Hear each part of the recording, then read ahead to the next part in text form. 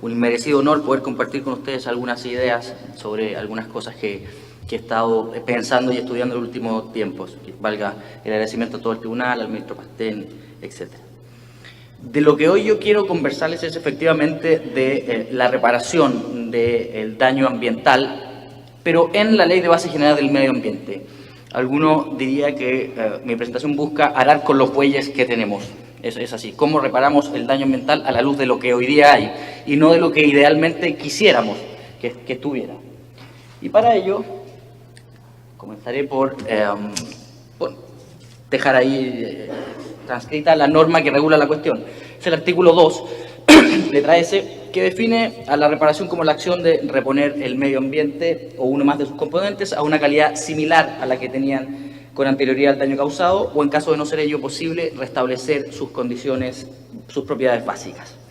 A partir de la lectura de ese artículo, uno pudiera dilucidar que existen tres elementos que también están puestos ahí. En primer lugar, que se trata de una acción de reparar, ya sea el medio ambiente o uno más de sus componentes. En segundo lugar, que la reposición del medio ambiente o uno más de sus componentes puede ser llevada a una calidad similar a la que tenía con anterioridad. Y en tercer lugar, que en el caso que ello no sea posible, se pueden restablecer sus propiedades básicas. Comencemos con el primer elemento. ¿Tiene alguna relevancia que la norma indique que reparar el medio ambiente consiste en una acción? A nuestro juicio sí, y muy importante, porque como dice ahí, la reparación consiste en un hacer.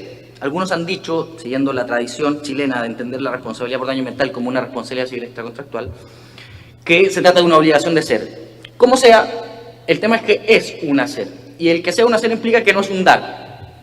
Y eso ya vislumbra una primera idea vinculada a que el legislador quería que se reparara materialmente, y que en la lógica del sistema no cabe la indemnización sustitutoria. Vamos a hablar de eso más adelante. Pero es una primera idea que viene desde el concepto de reparación. Hay que hacer un algo. Luego, la indemnización sustitutoria como modo de reparar el medio ambiente pareciera ser que no encaja desde un comienzo. Y ese elemento, el que comentábamos, tampoco tiene mayor trascendencia y se entiende claro, y así lo entendió la jurisprudencia y la doctrina han desarrollado y se ha condenado, salvo algunas excepciones, usualmente a tomar medidas que tiendan a materialmente eliminar el daño ocasionado. Pero sí es más interesante y presenta algunos inconvenientes que merece la pena conversar. El segundo elemento que hablamos, que es que la reposición del medio ambiente o uno más de sus componentes debe ser a una calidad similar a la que tenía con anterioridad al daño. Aquí se reafirma una idea anterior que ya también se vislumbraba. La reparación en la Ley de Bases Generales del Medio Ambiente es una reparación in natura. Es in natura. Y el que sea una reparación in natura, y especialmente en esta ley, implica que se recojan las dos fases del principio de corrección de los daños ambientales, preferentemente en su fuente. Que quiere decir que, por un lado, la reparación deberá estar destinada a eliminar materialmente, sacar la huella del daño, pero además atacar la fuente del daño mismo. No basta que la reparación consista en eliminar el daño si además no se ordena que se elimine la causa, la fuente de ese daño, que de hecho es el principal vicio que la doctrina comenta y critica al sistema americano, que es tan sofisticado en cuanto tiene un fondo disponible para esto, pero que no lleva implícita la obligación de no solo reparar el daño, sino que además de eliminar la causa. Luego señala que es a una calidad similar. ¿Qué consiste esto? Hay, y así viene definido desde el mensaje de la ley 19.300, un criterio de realidad. El legislador se hizo cargo de esa condición que es invariable de los daños ambientales, que es que no pueden volver a un mismo estado. Lo usual, especialmente en las catástrofes ambientales más importantes, es que no se pueda volver a un estado idéntico, no se puede volver a un estado anterior en que el daño sea borrado por completo. Y por lo tanto se exige una calidad similar, lo cual tiende a ser bastante positivo porque permite que la norma goce de una mayor eficacia. Ahora, el que sea una calidad similar da otra nota distintiva, y es que separa a la reparación in natura, esta que estamos conversando, de la que conoce el derecho civil. La reparación in natura, estrictamente entendida del derecho civil, no es aplicable a esta materia. ¿Por qué? Por lo que acabamos de señalar. Es imposible volver a un estado anterior que sea idéntico. Es imposible, y bien lo decía el profesor Pino, en este caso es imposible eliminar el daño. Y ya veremos, si es que el tiempo lo permite, que esta responsabilidad no busca compensar, como sí lo hace la responsabilidad civil. No tiene ese objetivo, sino repara. ¿Es justificado este matiz? Me parece que sí. Es plenamente justificado. Hay que hablar con los bueyes que se tienen, y una realidad del daño ambiental, una realidad inmanente a él, es que no puede ser eliminado por completo las más de las veces.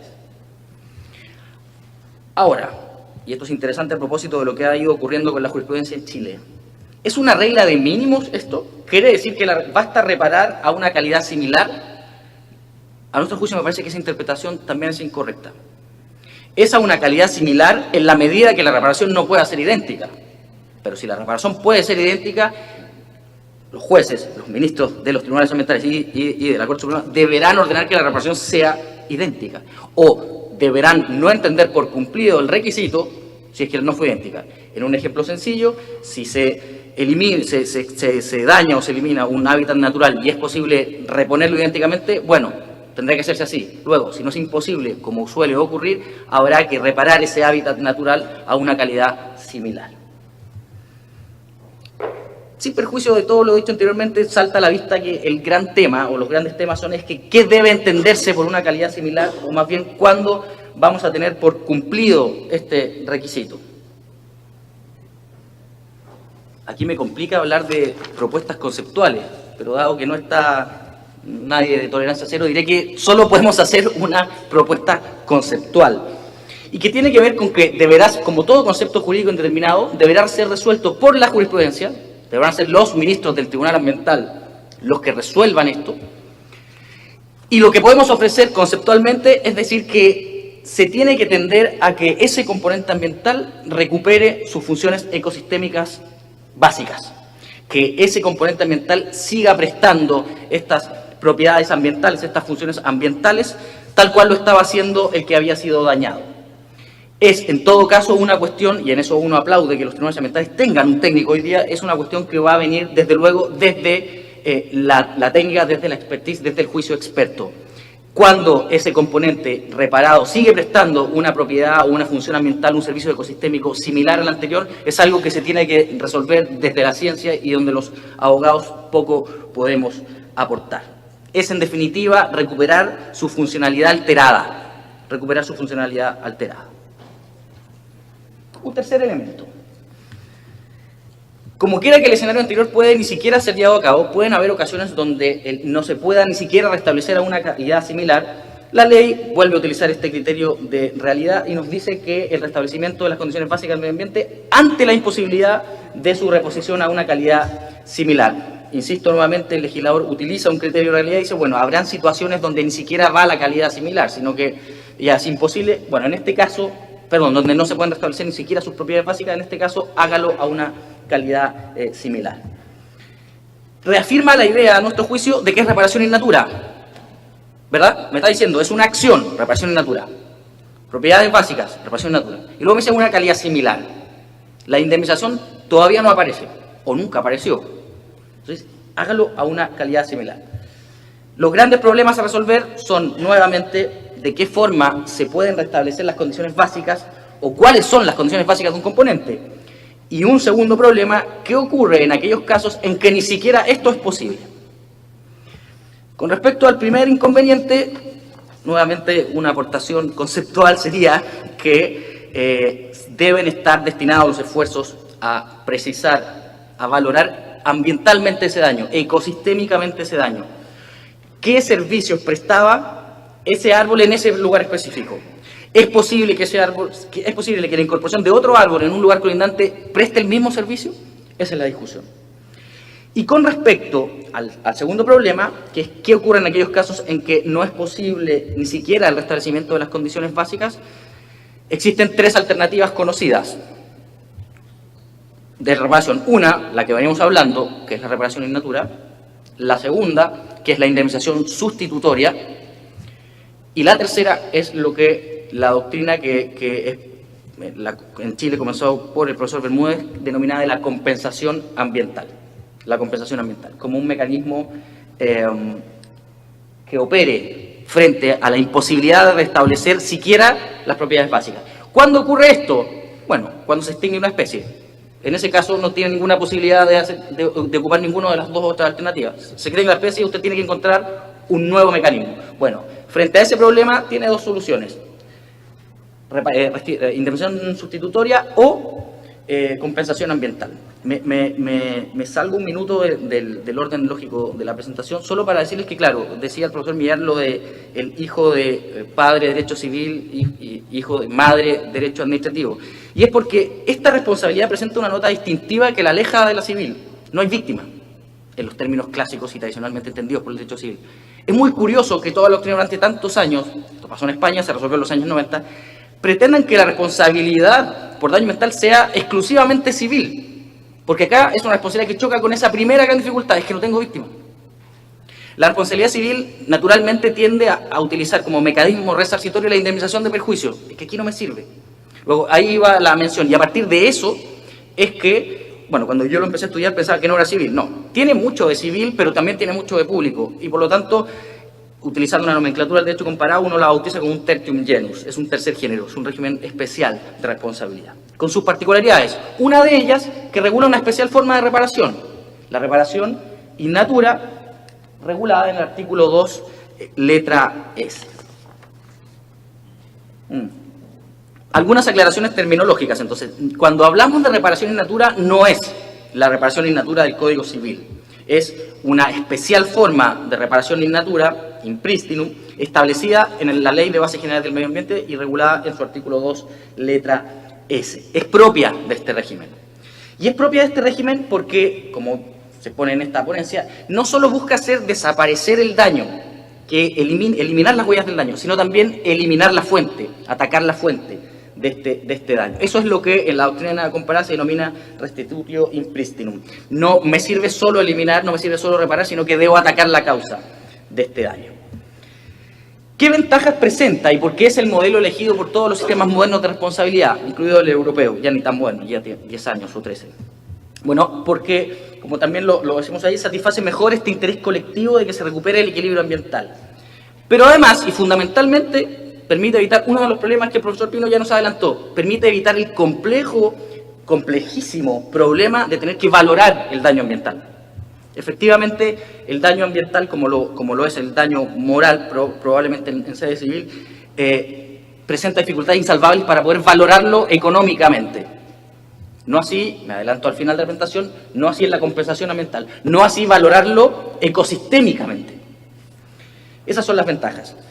¿Qué vertientes conoce la reparación in natura? Bueno, hay dos. La restitución a un status quo ante, lo propio de la responsabilidad civil, o la reposición a un estado hipotético. El status quo ante en este régimen es además matizado, ya lo venimos diciendo, no tiene que ser idéntico, puede ser similar o restableciendo las propiedades básicas. La reposición del estado hipotético, Loperena habla de una suerte de lucro cesante ambiental. En lo que está pensando es que si el 15 de julio se talan 100 hectáreas de tamarugos y se condena el 20 de julio del 2018, se vuelvan a plantar o se repare con 100 hectáreas de tamarugo.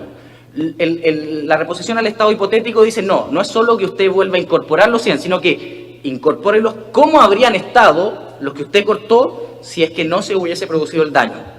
Me está diciendo, usted considero el dinamismo que tiene el ecosistema, el dinamismo alterado por el daño ambiental y por lo tanto no reponga con 100, reponga con 100, pero con el nivel de crecimiento, en fin, con los servicios ecosistémicos que haya presentado.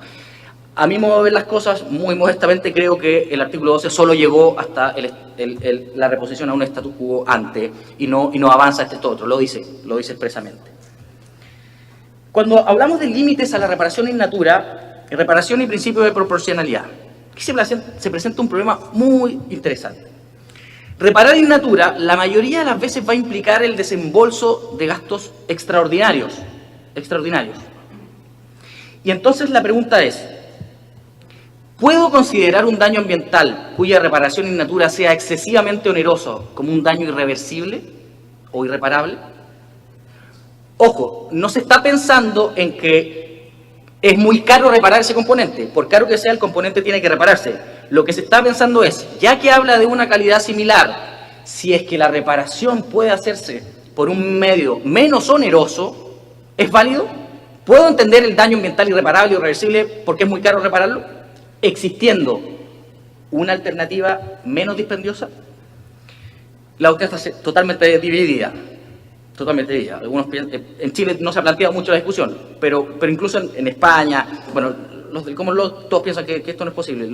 En España, que hay dos vertientes, se dice, mire, el derecho ambiental es parte del derecho público, y como es parte, y del derecho administrativo particularmente, y como lo es, se aplica el principio de proporcionalidad, porque es que aquí no rige el principio de reparación integral de la víctima, ese es civil, es que aquí no hay víctima que mal pueda reparar. Entonces, ya que usted está dentro de este derecho público, aplique los principios del derecho público, lo decía el Contralor de la mañana, para otros efectos, desde luego, coordinación de los órganos del Estado, etcétera, etcétera, etcétera. Bueno, aplique aquí principio de proporcionalidad, y se acepta. Existen circunstancias donde se ha limitado, a mi juicio, equivocadamente, incluso una reparación que era posible en una parte hacerla materialmente y en la otra en forma alternativa, se ha permitido incluso ahí indemnizaciones sustitutorias parciales. Es decir, repare hasta donde pueda reparar y el resto indemnice, lo que a mí, les insisto, me parece un error. ¿Cuál es mi opinión frente a esto? En Chile, ¿puedo limitarlo? Bueno, yo soy profesor de Derecho Administrativo, así que creo que sí, por la aplicación del principio de proporcionalidad. Desde luego que queda sujeto a la discusión y es un tema que está abierto al debate, pero yo entiendo que no veo por qué en esta particular institución jurídica yo no puedo hacerlo. Con consideraciones, desde luego, tendrá que ser con medidas que, en la medida, siempre y cuando que no sea posible reparar íntegramente, en la medida que sea excesivamente dispendioso y en la medida de que esta reparación alternativa preste los mismos servicios ecosistémicos. ¿Por qué lo creo, además? Porque, y ahí también suele haber una cierta confusión, yo no reparo un componente porque lo reparo porque estoy reparando el sistema. El medio ambiente, como está definido en la ley, es un sistema global compuesto por lo que ustedes ya saben. Por lo tanto, lo que yo tengo que reparar en definitiva es el sistema, no el componente por el componente. Y si yo puedo reparar el sistema por una vía alternativa que va a resultar en la comparación, en el juego del valor del bien, del beneficio ecosistémico versus el desembolso económico, que eso no va a ser desproporcionado, no vería un inconveniente porque se está igualmente reparando el sistema, bien digo, en su conjunto. Reparación del daño ambiental como indemnización sustitutoria. Intento adelantarme, voy bien en el tiempo. Está bien. Ideas generales. El problema de aceptar la indemnización sustitutoria se presenta porque el artículo 3 y el artículo 52 tienen la mención indemnización. El artículo 3 básicamente nos invita a que todo el que con culpa dolo inflige un daño al medio ambiente estará obligado a repararlo e indemnizarlo en conformidad a la ley. El artículo 51 ya no dice eso, y vamos a ver que es importante.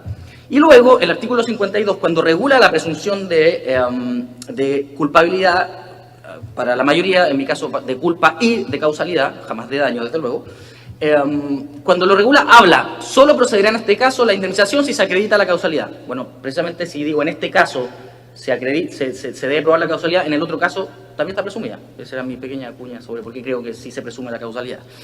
Y entonces, algunos autores, principalmente la tesis de Vidal, que claramente no es el rey Arturo, sino es Álvaro Vidal, un eximio profesor de Derecho Civil de la Universidad Católica del Paraíso, desarrolla esta teoría y dice, mire, hay un argumento de texto que permite aceptar la indemnización sustitutoria, es el artículo 3.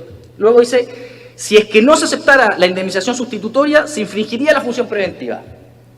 Luego dice, las indemnizaciones no son ajenas al artículo, a la ley 19.300, porque en el caso en que usted no cumpla la medida, como es una obligación de hacer, va a tener que recurrir a la norma del artículo 1553 y a las del Código de Procedimiento Civil pertinente. Y finalmente dice, algo parecido a lo que decía el doctor Pino, que valoración, daño ambiental y función satisfactiva no son categorías ajenas a esta ley tampoco. Si uno quisiera replicarle en 2 minutos, aquí también hay argumentos de texto que hacen procedente a la compensación ambiental, por ejemplo, de manera tal que no me parece que el argumento de texto sea decisivo. En cuanto a la función preventiva, con la compensación ambiental también la cumplo, desde luego. Desde la prevención general hasta la prevención especial. Yo estaré, si yo sé que voy a ser igual obligado a compensar, aunque sea alternativamente, me voy a abstener de realizar conducta, y si es que se condena por uno, un individuo también se podrá abstener. Lo de las indemnizaciones que no son ajenas a la ley 19.300 es un problema de derecho adjetivo que no tiene por qué influir en el fondo, pero además esto debe ser matizado a la luz de las modificaciones que sufrió la responsabilidad por daño ambiental con la entrada en vigencia de los tribunales ambientales. En cuanto a la valoración del daño moral y el daño mental, son categorías absolutamente contrapuestas. Y aquí vuelvo a insistir con algo: no puede haber función satisfactiva porque no hay víctima. No hay una víctima en el sentido tradicional, o somos todos, si se quisiera pensar. La víctima es... Uno tiende a olvidar que el daño es el inferido al medio ambiente. Al medio ambiente. El daño no está inferido a una persona. El daño a la salud no es un daño ambiental, es un daño a la salud. Lo que ocurre es que de un mismo hecho pueden derivar dos regímenes de responsabilidad. Un mismo hecho puede generar daño ambiental y daño civil, derivado del mismo hecho. Pero el daño no lo sube. Cuando el daño se humaniza, deja de ser ambiental y pasa a ser civil. Y tiene el derecho civil una regulación casi 2 veces centenaria que le permite satisfacer todos o indemnizar o reponer ese particular perjuicio. Pero hay algunas otras que... Fíjese que el principal demandante de una responsabilidad por daño ambiental en Chile hoy día es el Consejo de Defensa del Estado, y me parece natural y sano que así sea. Y ocurre que si yo aceptara la indemnización de perjuicios, esa indemnización de perjuicios no podría ser destinada al daño ambiental. Y los señores ministros no podrían decir que esa indemnización fuera a reparar ese daño, por el principio de la universalidad presupuestaria y la regla de no la afectación. Esa indemnización se incorporaría al arca del fisco y a lo mejor terminaría siendo hospitales. Usted no puede decirle, esa indemnización vaya, el fisco quien está demandando. Y por lo tanto, no solo el daño ambiental quedaría sin reparar, sino que se aplicaría la máxima, que tantas veces repetía mi maestro Íñigo Sanz, que un recurso contaminado es un recurso contaminante. Y es ahí el verdadero problema, y es ahí donde uno tiene que ir a corregir. Ese es otro problema. Lo cual también, nuevamente, me distancia de la responsabilidad civil, donde la víctima podrá hacer lo que quiera. Si quiere se compra un Lexus, si le contaminaron un suelo. Bien. Los artículos 3 y 52, una forma distinta de ver esta antinomia, entre que diga indemnización o reparación, es pensar que el artículo 3 y el 52 se están refiriendo a los daños civiles derivados del mismo hecho que ocasionó el daño ambiental. Que en verdad eso es lo que estaba pensando el legislador. Y que tiene toda lógica, porque revisada la historia de la ley queda claro que se buscaba algo que denominaron como el principio de responsabilidad, que todo daño fuera reparado. Como si el daño civil no estuviera reparado, el Código Civil ya lo había resuelto. Entonces, en verdad lo que está diciendo esa norma es indemnizarlo, y por eso dice indemnizarlo en conformidad a la ley, en el artículo 3, es decir, tiene que reparar materialmente el daño e indemnizar los daños civiles en conformidad a la ley, el derecho común, y en el 51 dice repararlo materialmente de conformidad a esta ley. Uno podría pensar que la utilización de giros idiomáticos distintos en el artículo 3 y el 51 están precisamente dados por esto. En uno está diciendo usted repare conforme a esta ley el daño ambiental, y conforme a la ley, al derecho civil, los daños civiles derivados del mismo hecho que lo ocasionó. Sería la forma en que uno podría comprender de mejor manera el por qué se utilizan las voces indemnización en la ley 19.300 en 2 artículos.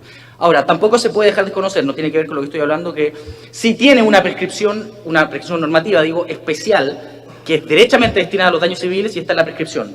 Dice que las acciones ambientales y civiles derivadas del daño ambiental prescriben en 5 años. En el fondo, eso no modifica en caso alguno el Código Civil, pero bueno, eso es para otro tema. Establece un régimen especial de reparación de los daños civiles derivados del mismo hecho. Hay una prescripción específica. Y a mi juicio, la regla de presunción del inciso segundo del artículo 52 también quiere decir que yo podría presumir la culpabilidad en los daños civiles cuando se haya infringido alguno de los instrumentos de gestión ambiental del artículo 51. Avanzo y voy cerrando. Recapitulando, ¿por qué estamos acá? No, acá en el seminario, creo. ¿Por qué estamos en este problema? Porque hay situaciones donde el daño es irreversible e irreparable. ¿Verdad? Hay situaciones donde el artículo 2 letra S queda corto. ¿Qué se propuso tradicionalmente? Indemnice. No, pues si es que no es así. Si no hay víctima, ¿quién reparar? ¿Qué hacemos? Compensación ambiental. Hago el derecho, o sea, respeto el derecho de autor diciendo que esta idea es fundamentalmente la pensó el profesor Bermúdez y la desarrolla con lo que su manual le permitía, digamos, pero es propia de él. pero a mi juicio tiene mucho que aportar hoy día a los tribunales ambientales y permite resolver muchos problemas de los que se generarían. ¿Y por qué? Porque compenso el medio ambiente con más medio ambiente. Con más medio ambiente. Porque me elimino el problema de la afectación que ya decíamos, si es que demanda el Consejo de Defensa del Estado. Porque se evitan los problemas de valoración de los daños ambientales desde lo económico. Y me invitan a efectuar y a que los técnicos del tribunal efectúen esta valoración ecosistémica, que se aplique. Se adecua mejor a la característica de la especificidad del daño ambiental. El daño ambiental es un daño de particularidades infinitas. Es un daño muy particular, muy específico, muy distinto. Un daño sin víctima, un daño colectivo que protege intereses difusos, un daño de latencia, los daños transfronterizos, etc. Es un daño que presenta particularidades muy especiales que la compensación ambiental resolvería. Medio ambiente con más medio ambiente. ¿Qué problemas presenta? No todo puede ser una maravilla. Chile empató, de hecho. El juicio de equivalencia. El juicio de equivalencia, efectivamente. Es complejo saber cuándo ese va a ser. Reemplazar un árbol por otro no presenta, pero cuando fue una especie la que se extinguió, conocer la función ambiental de esa nueva especie que se va a incorporar a este hábitat, si no va a generar efectos colaterales, es difícil. ¿Es posible en Chile? Bueno, Chile ya lo conoce, la evaluación ambiental. Digamos, las medidas de compensación, se trata de esto, son esto. Ahora, ¿es posible la responsabilidad? Como dice, a una calidad similar. No me gustaría tener que alegarle esto a ustedes, ministro, pero bueno, como dice una calidad similar, uno podría tender a creer que habría cabida positiva, ya no a través de los principios, que esa es otra historia que ya hemos conversado tantas veces, sino que desde la propia ley, desde el propio artículo 2, letra S, decir, sí, procede la compensación ambiental, porque al decir calidad similar y lo que yo estoy reparando es el sistema y no el componente específico, bueno, puedo reparar medio ambiente con más medio ambiente. Perdón por el exceso del tiempo y muchísimas gracias por oír estas ideas.